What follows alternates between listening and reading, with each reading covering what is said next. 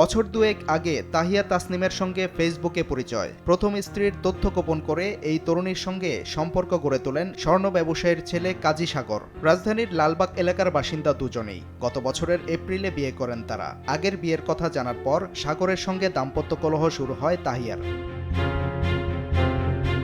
গত ২০ মার্চ রাতে তাহিয়াকে তার বাবার বাসায় একা পেয়ে হত্যা করেন সাগর। তাহিয়ার পরিবারের অভিযোগ, ডেটিং অ্যাপ ব্যবহার করে নিয়মিত বিভিন্ন মেয়েদের সঙ্গে সম্পর্ক স্থাপন করতেন তিনি।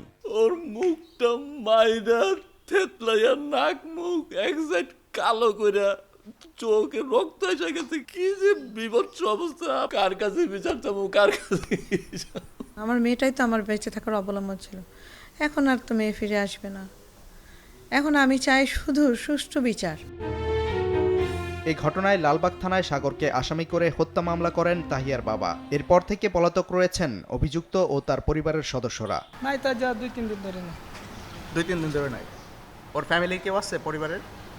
পরিবারে কেউ নাই।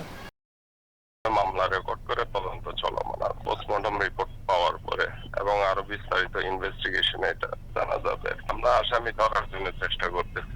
অপরাধ বিশ্লেষক বলছেন, ডেটিং অ্যাপের কারণে বিবাহ বহির্ভূত সম্পর্ক বাড়ছে, আর এ থেকে পারিবারিক কলহ এমনকি হত্যাকাণ্ড ঘটছে।